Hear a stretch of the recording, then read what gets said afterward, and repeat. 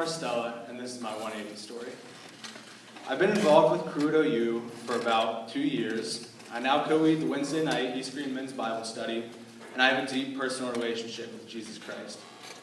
But if you had told me 3 years ago that I would be standing here about to talk about the things I have to say, that I would become the man that is standing before you, I probably would have just laughed. I grew up going to church with my family. My parents were actively involved in the congregation, and I grew up as the model church boy at camps and in Bible quizzing. One day in middle school, however, that all fell apart. When my parents got divorced, a tear began in the fabric of my world. You see, I had all the head knowledge of what Christ had done for me. I prayed occasionally, and I'd even asked Jesus to come into my life at a young age. But despite all this, I never truly grasped what it meant in my heart, and never trusted the Lord to lead me through my struggles. Throughout high school, I began seeking satisfaction anywhere I could find it. First it was grades, wrestling, choir. That wasn't enough. Then it became alcohol and drugs. But those were still never enough. As these things continued to fail, I began to realize something. I realized what it was that I was good at. Lying. You see, this newfound talent of mine was a tool of manipulation. With it, I would spend my days and nights finding young women with self-esteem issues. I would build them up and tell them whatever they wanted to hear to gain their trust. But the whole time, all I ever wanted was to fulfill my own lustful desires and then just leave them by the wayside. It makes me physically sick to think of how proud I was of my ability to talk girls out of their clothing, whether it was in person or like a coward over text and picture messages. And all this went on while the rest of the world just continued to believe that I was some great guy. The thing is, though, no matter how many lies I told, what I said, or what I got people to do for me, nothing could fill my emptiness. And I would lie awake at night, crying hopelessly. I felt trapped. Trapped by people's perceptions, trapped by my web of lies, trapped by the weight of my sin. Romans 7:18 says, "For I know that nothing good dwells in me, that is in my flesh. For I have the desire to do what is right, but not the ability to carry it out." I knew this life that I was living and the things that I was doing were wrong, but I felt powerless to change it. Upon arriving at OU, I filled out a little green card and received several annoyingly persistent phone calls. I ended up in a community group with several great men whose personalities were infectious. I turned down their offer to go to Crew's weekend getaway called Fall Retreat, mostly because I was worried there'd be a bunch of freaks there, and there are.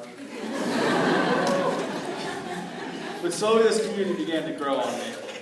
So without really knowing what it was that I was getting into, I decided to attend Crew's annual after Christmas conference in Indianapolis.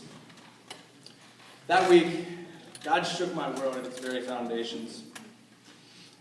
I heard one of the speakers talk about a God that loved me so much that he would do anything to drive me back to him. He talked about a hopelessness that I knew so well, and explained that the only one that could ever fill that gap was the one who had come down to meet me where I was, trapped in my sin, to save me from it all. Romans 5:8 tells us that God shows his love for us in this, that while we were still sinners, Christ died for us. This Jesus, the Son of God, lived a sinless life and paid this debt that he did not owe because I couldn't. That now, because my slate had been wiped clean, I could have the loving and personal relationship with my God that he had always intended. The magnitude of that truth hitting me changed my life. After a long night of New Year's Eve partying, followed by an overwhelming praise and worship session, I fell to my knees. I cried out to the God of the universe, whose very presence I felt there with me, and told him that I would never make it on my own, that I knew only he had the power to save me, and that my life would be his from that moment on. Since that day, I've been given the blessing of helping other young men come to know the Lord and grow in their walks with him. This summer, I had the amazing opportunity to spend 6 weeks in Central Europe, talking to students in Slovenia about what Christ had done for me and what he died to do for them. And recently, the Lord has been showing me his plans for true masculinity through my friendships and through a relationship with a young woman that means the world to me. My life is never perfect. We're all sinful beings by nature, and I daily have to seek this forgiveness that I'll never deserve. But because of the godly community I've found, I've been able to sprint towards a Savior that calls me higher. I've been freed from the crushing weight of my sin. I no longer have to give in to temptations to lie, manipulate, cheat, and steal, to find a sense of satisfaction, importance, or control. I've been given strength and constant fulfillment by one who never fails. I no longer have to lie awake at night, hopeless in the dark. Because of what Christ has done for me, I have found never-ending hope and unfailing joy in the relationship I have with my Creator. So if you've connected with anything I've said tonight, or you want to know more about this Jesus, my living hope, I'll be down front after 180, and I'd love to tell you more. My name is Ethan Marstella, and this is my 180 story.